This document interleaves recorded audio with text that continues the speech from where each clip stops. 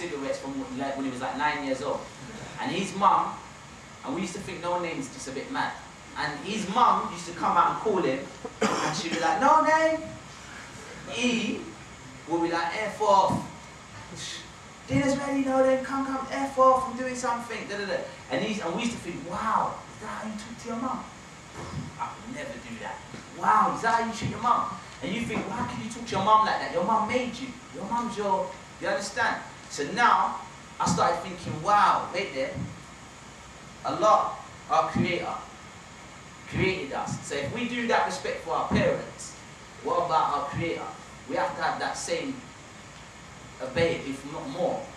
So anyway, alhamdulillah, I ended up taking much harder, and being a revert, the beauties of Islam, like I took my shahada, I went and met these brothers from all different races. Before, when I was growing up, I wasn't racist, but for some reason all my friends were black. Alhamdulillah, now I'm a Muslim, I've got friends from Pakistan, Somalia, Bangladesh. I'm finding different cultures, meeting new people. I went to Egypt, I studied there for a bit. Alhamdulillah, it's beautiful. I got the beauty of a brother giving me a book and said, you can pick a name. Yeah, you guys missed out on that as well. I got to pick my own name, so I'm like, I can pick my own name. So I'm looking through this book. I'm like, okay, which name do I want? And I come across the name Muslim in the book. And I said, oh, the brother, it says Muslim here. Is that her name? And he said, yeah, his name's Islam. You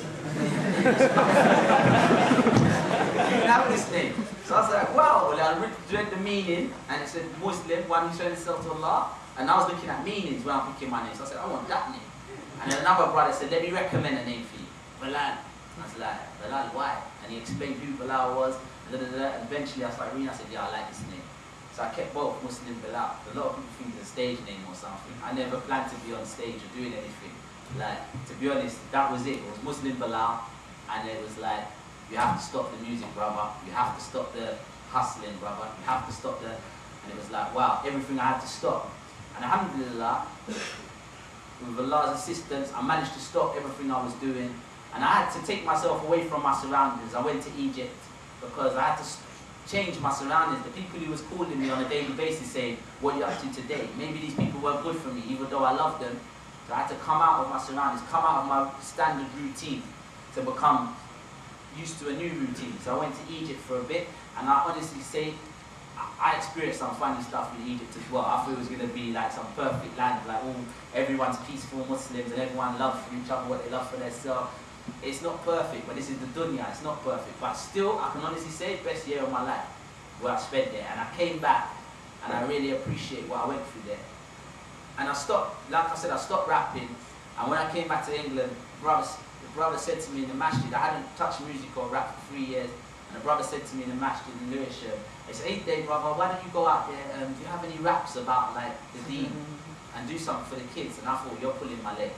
You want me to rap in the masjid after you lot was killing me every day about my music?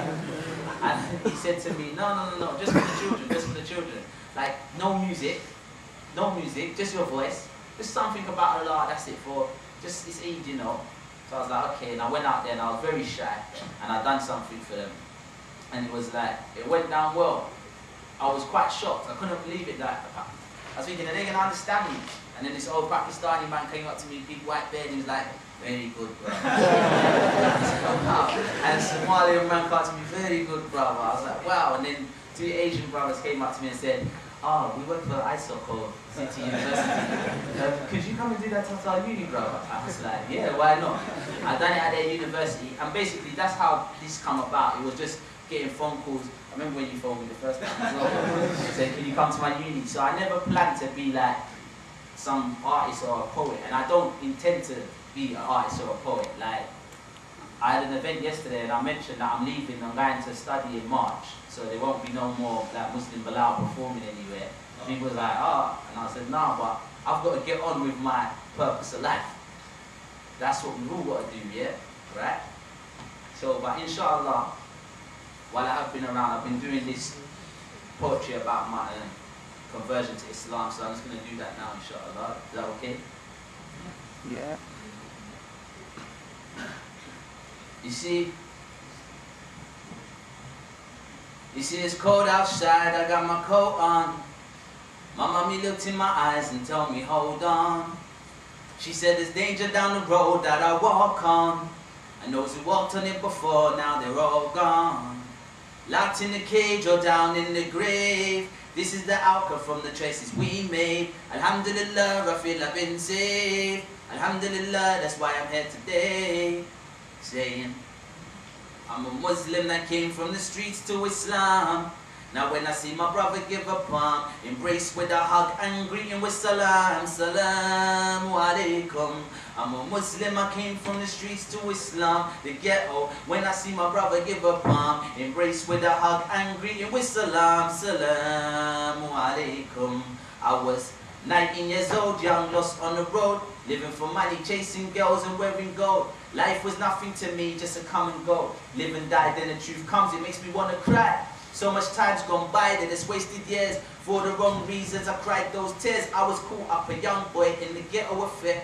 So lost with my cross, but the truth was there.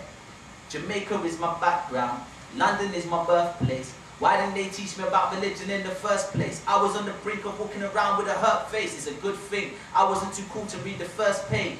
And amazing, when I look at where I am today, this ain't what I was raised amongst, I call this the chosen way. I used to go into my church every Sunday. My mom was cooking rice and peas, listening to reggae. Typical black boy, typical black household. Walk with my jeans low, face like I own a road. Before there was no hope, I used to make a lot of dough. But ask me about Islam or Allah, I say I don't know. A few books, a few months, a lot of reading. A new season, it brings a new way of thinking. I reason with a Muslim, he's speaking, I listen. I'm smiling because of the beauty I found in his religion. This is what was missing, the final piece of the puzzle. It's all starting to make sense now. Before it was all muddled, I was stuck in the jungle, blind like a bat. Now I see quite clear, it's a laugh, thank for that. He brought me the facts now. The boy from the flats is the boy who lay his head down on the mat. It's as simple as that. And now that I found Islam, inshallah, I'ma never turn back. I was on the outside looking in, ghetto child lingering, thinking should I take it now, the thoughts were just wavering. Will it make my daddy proud? What am I gonna say to him? Can I go back to my house? Mommy, I'm a Muslim, how's she gonna take it down? How they gonna take it in? Will I end up kicked out? Will I get a kick in? I don't know what to do, I gotta plan my next move. I wanna take Shahada soon, but really gotta think it through. What's right for me, I gotta do. Live for me and not for you. I don't believe that is true. The things I read up in the news, it's my choice, I'ma choose. I ain't got nothing to lose. This is the religion of truth. Read the books, find the proof.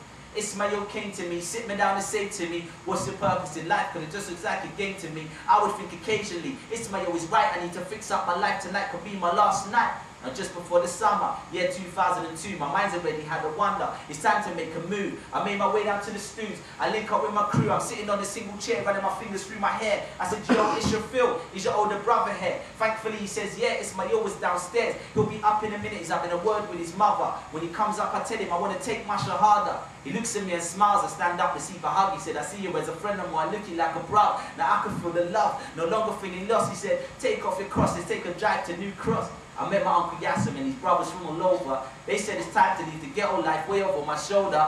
So I said, La ilaha illallah, Muhammadur Rasulullah. There's no true God except Allah, Muhammad is his messenger.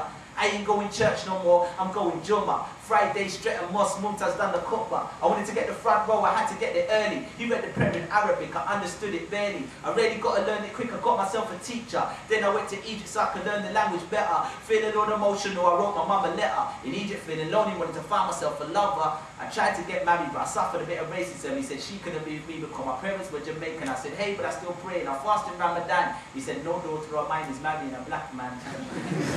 I said, okay, cool, I'm gonna make the dua for you. You know what, brother, just make the dua for me too.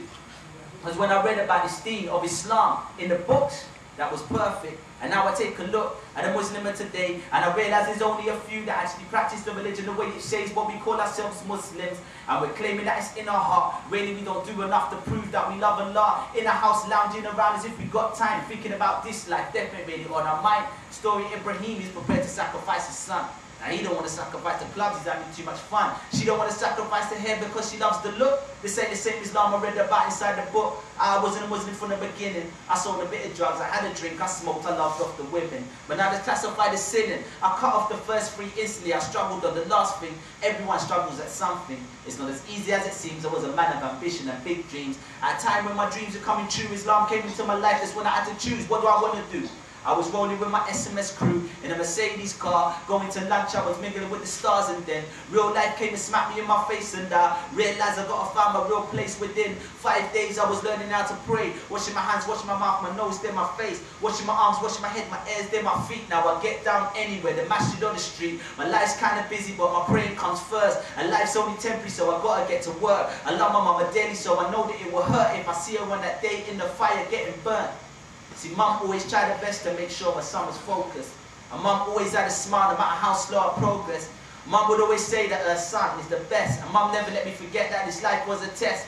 But I was raised in Christianity, I used to go to church. Mum would drop me off to school, then she'd rush off to work.